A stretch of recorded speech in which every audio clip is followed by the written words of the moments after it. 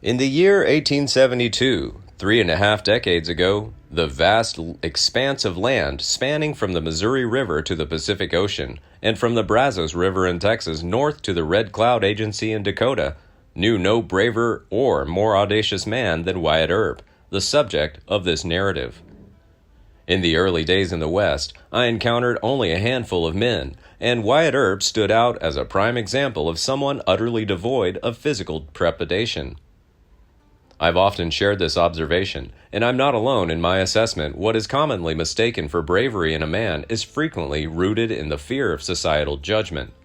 In other words, personal bravery is largely made up of self-respect, egotism, and an apprehension of the opinion of others. Remember to hit the like button because it helps us a lot. Don't forget to subscribe to the channel and press the notification bell to not miss the upcoming interesting videos. Wyatt Earp's audacity and seemingly carefree attitude in times of peril embody this concept. His actions aren't swayed by personal fear, and when everything is said and done, I believe he values his own opinion of himself more than that of others. Allow me to recount an incident from his life that, in my view, substantiates the accuracy of the impression I hold of him. He was once engaged in running a faro game in Gunnison, Colorado, in the early days of that camp. In a particular incident, while Wyatt was momentarily absent from the gambling establishment, another gambler by the moniker of Ike Morris, renowned locally for his prowess with a firearm, entered the scene. Ike Morris, who also ran a faro game in a different establishment, went into Wyatt's game and put down a roll of bills on one of the cards and told the dealer to turn. The dealer did as he was told, and after making a turn or two, won the bet, reached out on the layout, picked up the roll of bills, and deposited them in the money drawer. Swiftly, he made a kick and requested the return of his money, vehemently asserting that the cards had been tampered with. Facing this dispute, the dealer, a mere employee, explained his inability to return the money, suggesting that Morris wait for Wyatt Earp's return. Being the owner of the game, Wyatt could potentially address the matter. In due course, Wyatt reappeared, finding Morris ready to recount the disagreement and, in the process, reclaim the funds he had initially wagered and lost. Wyatt told him to wait a minute, and he would speak to the dealer about it. He approached the dealer and inquired about the situation involving Morris. The dealer clarified the circumstances, assuring Wyatt that the cards was nothing wrong, and Morris had lost his money, fairly and squarely. As the incident unfolded, the gambling establishment drawing a crowd curious to witness any potential conflict between Morris and Earp. Wyatt approached Morris, informing him that the dealer had confessed to cheating him out of his money and that he felt very much like returning it. But said Wyatt, "You are looked upon in this part of the country as a bad man, and if I were to give you back your money, you would say as soon as I left town that you made me do it, and for that reason, I will keep the money." Morris said no more about the matter and, after inviting Wyatt to have a cigar, returned to his own house and in a day or so left the camp.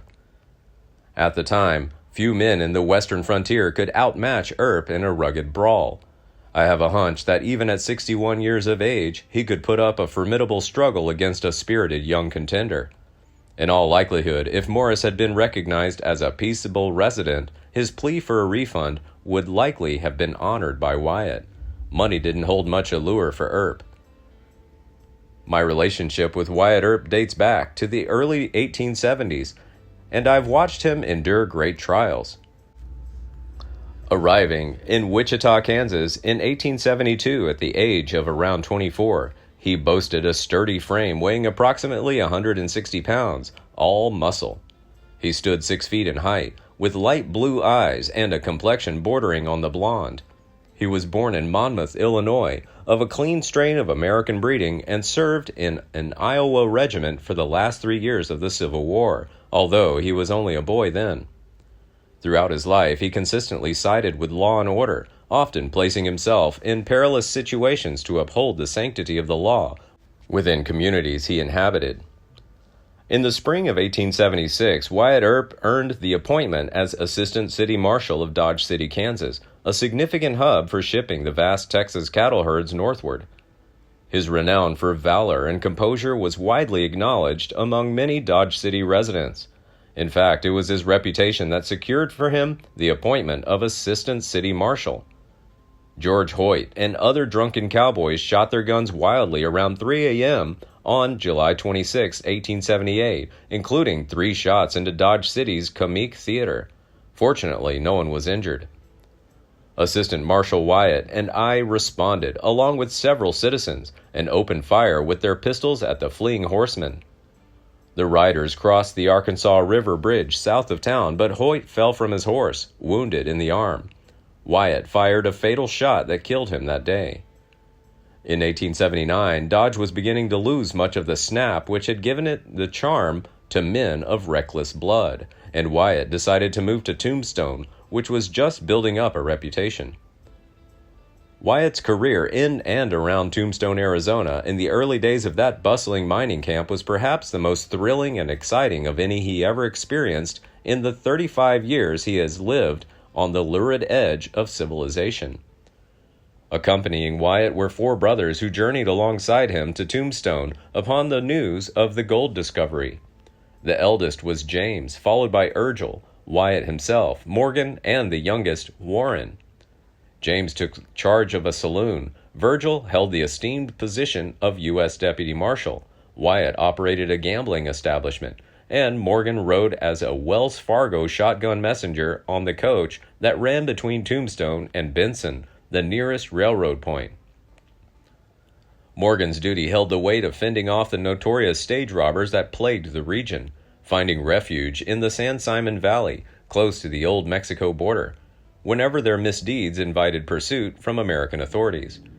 These outlaws included the Clanton brothers, Ike and Billy, and the McLaury brothers, Tom and Frank, a fearsome quartet of desperados whose actions challenged the civil authorities' influence.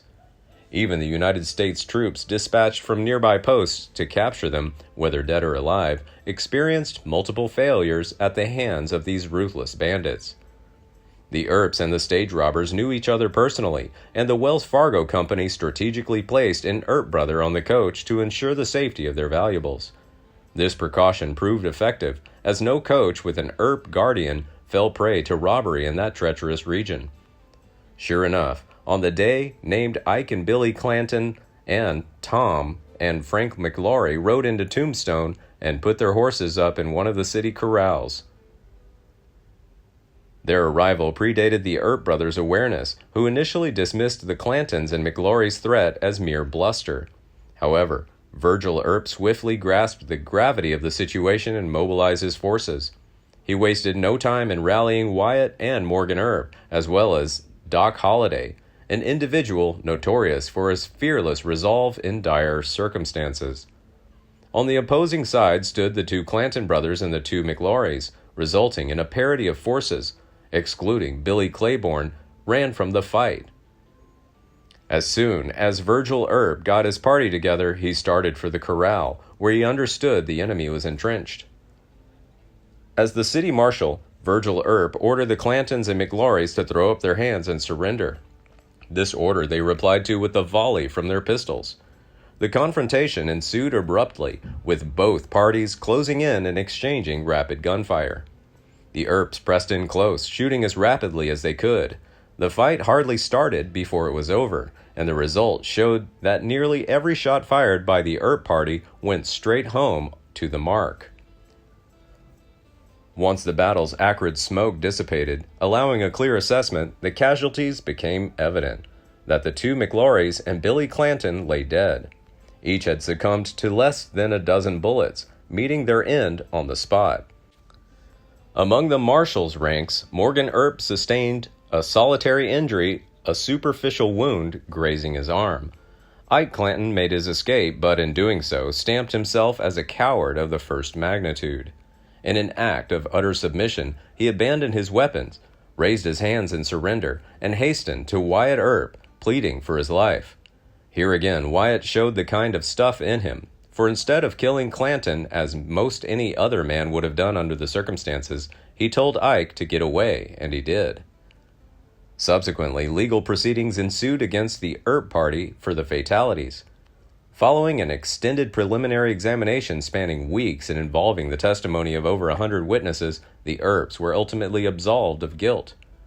Concurrently, the region harbored 2 additional bands of outlaws who, upon learning of the McLaury brothers and Billy Clanton's demise, swore vengeance upon the Earp family and all their friends. Virgil was ambushed on December 28th while walking between saloons on Allen Street in Tombstone, and he was maimed by a shotgun blast that struck his left arm and shoulder. Ike Clanton's hat was found in the back of the building across Allen Street from where the shots were fired. Wyatt wired U.S. Marshal Crawley P. Dake, asking to be appointed Deputy U.S. Marshal, with authority to select his own deputies. Dake granted the request in late January and provided the Earps with some funds that he borrowed from Wells Fargo, variously reported as between $500 and $3,000. In mid-January, Earp's ally Rickabaugh sold the Oriental Saloon to Earp's adversary Milt Joyce, and Wyatt sold his gambling concessions at the hotel. The Earps also raised some funds from sympathetic business owners in town. Wyatt and Virgil submitted their resignations to Dake on February 2, 1882, being tired of the criticism leveled against them, but he refused to accept them because their accounts had not been settled. That same day, Wyatt sent a message to Ike Clanton that he wanted to reconcile their differences, which Clanton refused. That day, Clanton was also acquitted of the charges against him in the shooting of Virgil. The defense brought in 7 witnesses who testified that Clanton was in Charleston at the time of the shooting. Morgan Earp was murdered on March 18th while playing billiards, shot by gunmen firing from a dark alley through a door window into the billiard room. He was struck in the right side. The bullet shattered his spine, passed through his left side, and lodged in the thigh of George A. B. Berry. Wyatt soon grasped the inevitability that he and his companions would meet the same fate as his late brother if they remained in town. In response, he orchestrated a team comprised of himself, Doc Holliday, Jack Vermillion, Sherman McMasters, and Bill Johnson. Outfitted with horses, firearms, and plenty of ammunition, they embarked on a resolute mission to relentlessly pursue and eliminate all individuals implicated in Morgan's murder and the attempted assassination of Virgil. During this time, Wyatt uncovered vital information regarding the culprits behind Morgan's killing. Pete Spence, Frank Stillwell, and a Mexican named Florentine emerged as the key figures responsible. Pete Spence's ranch, positioned near the Dragoon Mountains, roughly 25 miles from Tombstone, masqueraded as a mere ranch but operated as a hub for illicit activities, harboring cattle thieves and stage robbers. Wyatt and his party headed straight for the Spence Ranch as soon as he left Tombstone on his campaign of revenge. On arrival, they encountered only the Mexican accomplice. After making some inquiry as to the whereabouts of Spence and learning that he had left early that morning for Tombstone by a different route from the one that the Earps had traveled, proceeded without further ceremony to shoot the Mexican to pieces with buckshot. Leaving the lifeless body behind, they retraced their steps to Tombstone, where they expected to find Spence. Indeed, Spence was present, but he had gone to the sheriff, who was not on friendly terms with the Earp faction. Spence surrendered himself and sought incarceration in the town's jail, thwarting Wyatt's plans for immediate retribution. This ended the Earp campaign in Arizona for the time being. In the earlier days of the Wild West, Wyatt Earp, much like numerous other men of his caliber, stirred both envy and animosity from those of lesser character who populated the frontier. I've known him since the early 70s and have always found him a quiet, unassuming man, not given to brag or bluster.